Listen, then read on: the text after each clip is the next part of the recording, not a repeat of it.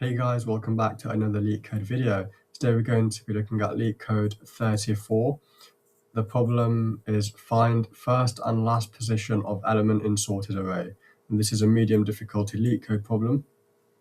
And the problem description tells us that we're given an array of integers called nums, which is sorted in non-decreasing order. So it's sorted in ascending order, and we're also given we're given starting and ending position, and we're given a target value. Well, actually, sorry, we want to find the starting and ending position of the given target value. And if a target is not found in the array, then we're just going to return -1, -1. And we want to write an algorithm with big O of log n runtime complexity. Okay, so what is this problem actually telling us to do? Well, it's quite simple when you look at the example.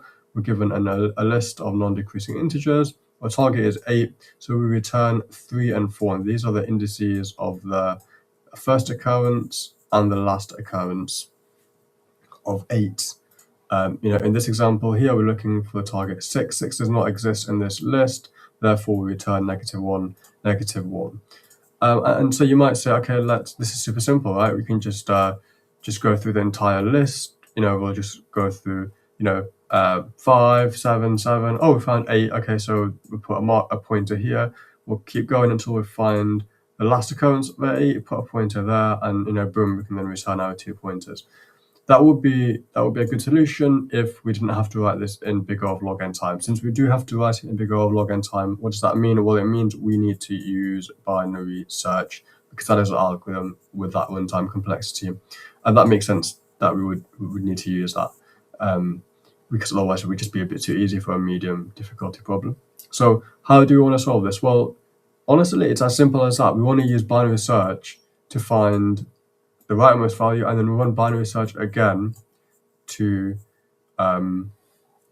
get the leftmost value, and that's going to end up being 2 times big O of log n, but because we're just multiplying it by 2, they're both log n, it will just be simplified to big O of log n. So this will satisfy the runtime condition.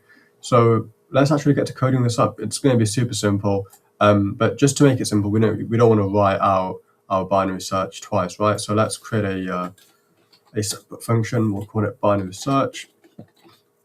Just abstract some of that logic away. Binary search. Let's copy and paste this. And then we're just going to say search left. Search left is going to be equal to a Boolean, and basically what this means is if the search left is true, we want to search left. We want to find the leftmost value. If it's right, then we want to find the rightmost value. Next thing we want to do is set our pointers. Left and right is going to be equal to 0. Length of nums -1 for the right pointer, -1. Result is going to be equal to -1 initially. And then we want to do your standard binary search while left is less than or equal to right. Midpoint is going to be equal to left plus right divided by 2. And if nums mid is equal to the target, well, the first thing we want to do, of course, is set the result equal to mid. So we want to store that value, but it could be that we've just come across, let's say we had 1, 2, 3, 8, 9. We've just come across 8. Somehow we managed to find 8. In that case, we don't want to just stop here and be like, okay, we found the left point. We want to keep searching the left, right? So let's say we are in the left-hand side. We actually need to search for the leftmost value. Well, then if search left is true, we can then say right is going to be equal to mid -1, else left is going to be equal to mid +1. And this basically means we're just going to keep searching left if it's left. Otherwise, if the search left, if we want to search right, then we're just going to keep searching right for the rightmost value. Else if, let's just get that indentation done correctly. Nums mid, if it's less than the target, well, if it's less than the target, we want to search on the left-hand side, right? So we want, so if the nums mid is less than the target, we want to search on the right-hand side. Okay, so we want to shift our left pointer, otherwise we want to shift our right pointer.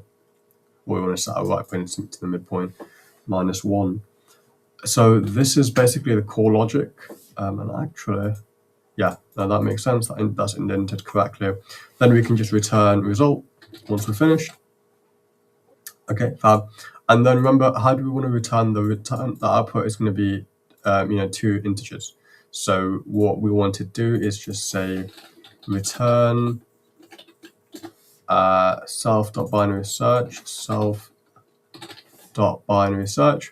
and then we want to pass in all the different parameters, right? So we want to pass in nums, pass in target, and we want to pass in search left, which is going to be equal to true because first value we do want to search left. The second value, however, is going to be equal to false because we want to search right. So that is the code. Let's submit and let's check it passes all test cases. And it does. It passes all 88 test cases for this problem, and it's quite an optimal solution. And yeah, that's how we would solve this. There's another way you might think, and what I initially thought, but it would end up becoming big O of n is if we were to find the rightmost value or the leftmost value, and then if once we found that, we start linearly looking for the rightmost value. But it could be that we find 8 here. We'd have to do a full linear search. We'll just make this big O of n, which is not what we want. We do want a binary search solution. So yeah, I hope this video made sense, guys. In terms of time complexity, we are looking at, of course, big O of log n. Big O of log n. Space is just going to be big O of 1, no extra space used.